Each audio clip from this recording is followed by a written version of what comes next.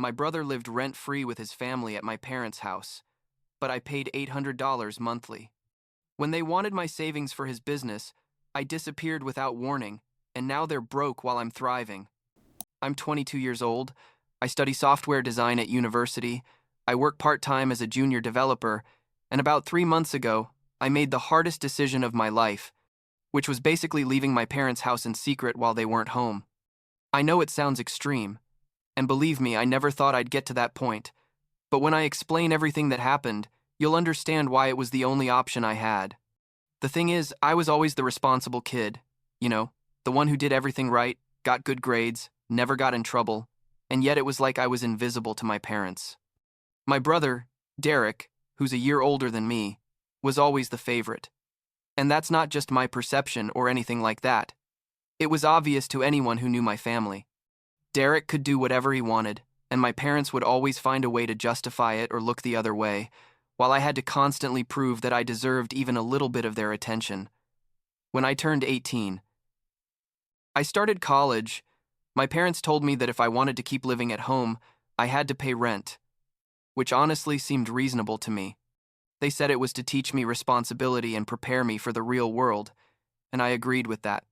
I started paying $550 a month, which wasn't cheap considering I was studying full-time and working part-time as a junior developer, making barely enough to cover that, my personal expenses, and trying to save something for the future.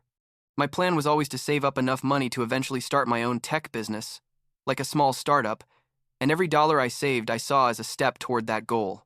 I lived super tight, honestly, bought the cheapest food, never went out partying like my college classmates, and basically sacrificed my entire social life to be able to pay rent and save at least a little each month.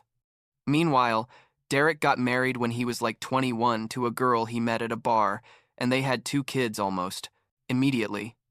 Derek never finished college, worked temporary jobs that lasted maximum 6 months before he got fired, or he quit because the boss was an idiot or his coworkers were jealous. He always had a different excuse. His wife didn't work either, said she had to stay home with the kids, which is fine, but they basically lived off loans from my parents that they never paid back. I saw this happen over and over again. My parents would lend Derek money for rent, for food, for whatever, and he never paid them back, but they never said anything to him. If I was even one day late with my rent, my mom was texting me asking when I was going to pay, but Derek could owe thousands of dollars and it was like it didn't matter. Things got really bad about 8 months ago. Derek showed up one day at the house with his wife and 2 kids, one about 4 years old and the other almost 2, and announced they were moving in with us for a while. He said he'd made an investment in a business with a friend, and they were going to receive millions of dollars in a few months when the business took off, but in the meantime they couldn't pay rent because all their money was invested in this incredible opportunity. My parents, of course, said yes immediately, without even asking him details about this magical business that was going to make him a millionaire. I was there when this happened, and I asked, where were they all going to sleep because the house isn't that big? And my mom looked at me like I'd said something terrible and said that, obviously Derek and his wife were going to use the guest bedroom and the kids were going to share the other small room we used as an office. The first week was awkward but manageable. Derek and his family basically took control of the whole house. The kids' toys were everywhere. The living room became their play area, and the kitchen was always full of their stuff. I tried to stay in my room most of the time, studying or working on my projects, but it was hard to concentrate with the kids screaming and running through the whole house at all hours. What really bothered me was that Derek wasn't paying anything, literally $0, while I kept paying my $550 monthly religiously. I asked my mom if Derek was going to contribute anything, and she told me he was going through a difficult time, and that family helps each other, that I should be more understanding. After about a month of them being there, my mom called me to have a conversation. I sat down thinking she was finally going to talk about Derek paying something, but no. What she told me was that they needed me to pay more rent. I just sat there like, excuse me?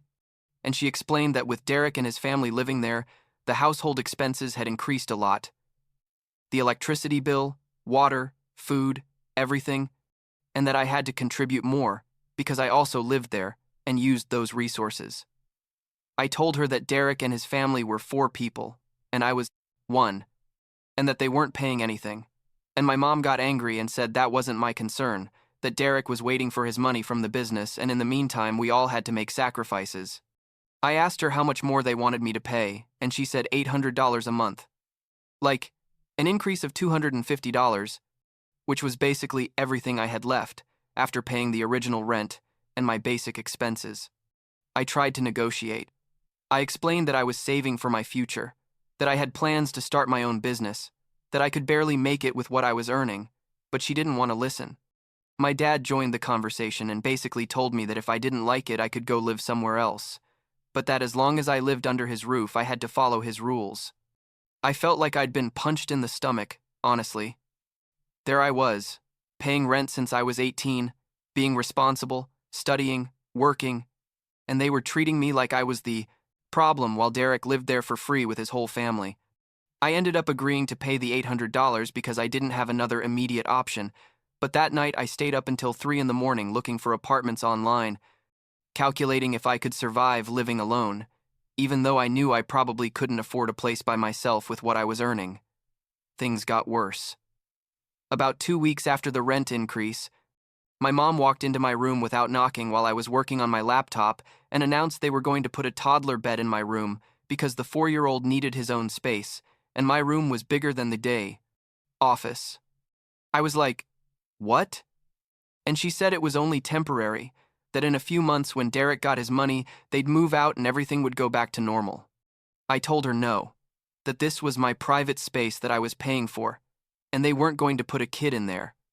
My mom got furious, said I was selfish, that family, sacrifices for family, that she hadn't raised me to be so ungrateful. My dad also got involved and told me that either I accepted it or found another place to live, and when I tried to argue that I was paying rent, he said that $800 was nothing compared to what it would cost to live alone, and that I should be grateful they were letting me stay. They didn't put the bed in my room in the end. I think because I stood so firm that they realized I really was going to leave if they did. But the situation got super tense after that. My mom barely talked to me, and when she did, it was to remind me that I had to pay rent or to ask me to do something for Derek or his kids. Derek's wife also started getting into my stuff, like she'd come into my room when I wasn't there and use my desk, my chair. I even found that she'd used my laptop once because she needed to look something up online, and hers was dead. When I told her not to touch my things, she said I was very territorial and that I should learn to share. And my mom defended her, saying I was overreacting. What finally made me make the decision to leave was something I heard about 2 months after all this. It was a Sunday afternoon. I was in my room with the door closed, studying for an exam, and I heard voices in the living room. Derek was talking to my parents about money, again, and I wasn't trying to listen, but the walls are thin, and he was talking loud. He said he needed about $5,000 for something about the business, that it was a sure investment that was going to triple in 6 months, and my parents told him they didn't have that money available at that moment. And then Derek, my brother Derek, said, "And I swear this happened exactly like this." He said, "What if we ask Taylor to use part of their savings? They have money saved up, right? And they're living here basically for free, compared to what it would cost them to live alone, so they could contribute more to the family." I froze in my room. Basically for free? I was paying $800 a month, plus all my expenses while he wasn't paying anything, and he had the nerve to say I was living practically for free and that I should give him my savings. My mom didn't say no immediately, which was what hurt me the most. She said she was going to talk to me, that maybe she could ask me to contribute a little more, considering Derek was going to pay it all back with interest when his business was successful. My dad agreed, said I was young and without responsibilities, and that I could rebuild my savings later, but that Derek needed help now. That's when I realized this was never going to change, that no matter what I did or how much I contributed, it was always going to be my responsibility to sacrifice myself for Derek, because he was the favorite and I was the one who should be grateful. They let me exist near them. That night, I started looking for options seriously. I looked for shared apartments, roommates, anything that was cheaper than living alone but would get me out of that house. I found an ad from a guy named Matt who was looking for a roommate for a 2-bedroom apartment about 20 minutes from my university, $400 a month plus utilities divided, which I calculated would come out to about $450 or $500 max. It was cheaper than what I was paying at my parents' house. The apartment looked decent in the photos, and Matt seemed super chill in the messages we exchanged. I asked him if I could go see the place, and we arranged to meet the next day. The apartment was perfect. I mean, it wasn't luxurious or anything, but it was clean, in a safe neighborhood, had everything I needed. Matt turned out to be exactly like he seemed in the messages, a normal guy about 25 years old who worked in retail and basically just wanted a quiet roommate who would pay their part and not cause drama. I explained my situation to him, not all the details, but enough for him to understand I needed to move soon. And he said the room was available immediately if I wanted it. I told him yes, right there, transferred him the deposit and first month's rent, and left there feeling like I could breathe for the first time in months. The problem was how to leave. I knew that if I told my parents I was moving out, they were going to do everything possible to stop me. They were going to guilt trip me, saying I was abandoning the family, that I was selfish. They'd probably even threaten to never speak to me again. So, I decided I wasn't going to tell them anything until I was already out. I started packing my things little by little, putting clothes and personal items in boxes that I hid in my closet or in my car every time I went out, supposedly to work or to university. It was stressful because I had to do everything in secret, and every time my mom or Derek's wife came into my room without warning, I had to make sure they didn't see the boxes or notice things were missing. It took me about 3 weeks to have everything packed and ready.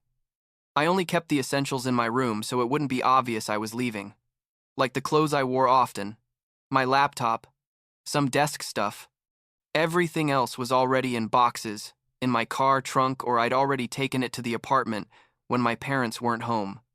The day I decided to leave for good was a Saturday. I knew my parents were going to go to a barbecue at a friend's house, and they were taking Derek, his wife, and the kids because they wanted to show off their grandkids, and that was the perfect moment. I told them I had to work that day on an urgent project and couldn't go, and they were like, as always, didn't insist much because they basically didn't care if I went or not. They left around 11 in the morning, and I waited half an hour to make sure they wouldn't come back for something they'd forgotten. Then I took the last boxes out of my closet, packed the things I'd left in my room, took everything down to my car making about 4 trips, and left. I left the house keys on the kitchen table next to an envelope that had $800 in cash, the rent for the month I was already paying, and a note that said something like, "Thanks for everything, but I can't keep living here anymore. I wish you the best." I didn't give them my new address or my new number because I knew that if I did, they weren't going to leave me alone. I got to the apartment and spent the rest of the day organizing my things in my new room. Matt was there and helped me carry up some boxes and offered me a beer when we finished arranging everything.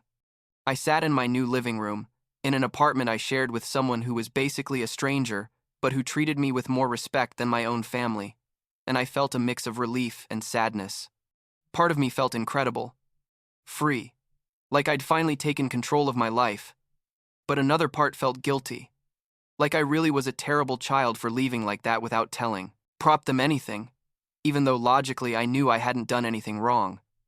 My mom called me around 8 at night. I'd turned off my old cell phone and bought a new one with a number they didn't have, but I'd forgotten she could contact me through social media, and she sent me like 15 messages in a row on Facebook. At first they were like, "Where are you? Why aren't you answering? We're worried," but then they became furious. She told me, how dare I leave like that without warning, that I was ungrateful, that after everything they'd done for me, I was abandoning them like they meant nothing. My dad also sent me messages saying I was selfish, that I was showing my true nature, that I'd disappointed the whole family. Derek sent me a message, and this is what made me angriest, saying he needed me to lend him $3,000 because he'd counted on my help for his business, and now because of me, everything was going to be delayed. I didn't answer them for several days. I blocked Derek immediately because his message made me so angry that I knew if I answered him, I was going to say things I'd regret. I sent my parents a simple message after about a week saying I was fine, that I'd made the decision to move out because I needed space, and there was nothing to discuss. My mom responded with a super long message about how I was killing her with worry, how the whole family was disappointed in me, how Derek and his wife were upset because now, without my rent, they had to contribute more, and that was causing problems. I read the message and all I thought was, good. Let Derek start paying something for the first time in his life then. Weeks went by and the messages kept coming, but less and less frequent. My mom tried to guilt trip me, telling me that family gatherings weren't the same without me, that my grandmother was asking about me. How could I do this to them? My dad alternated between being angry and trying to reason with me, telling me that if I came back, everything would be forgotten and we could start over.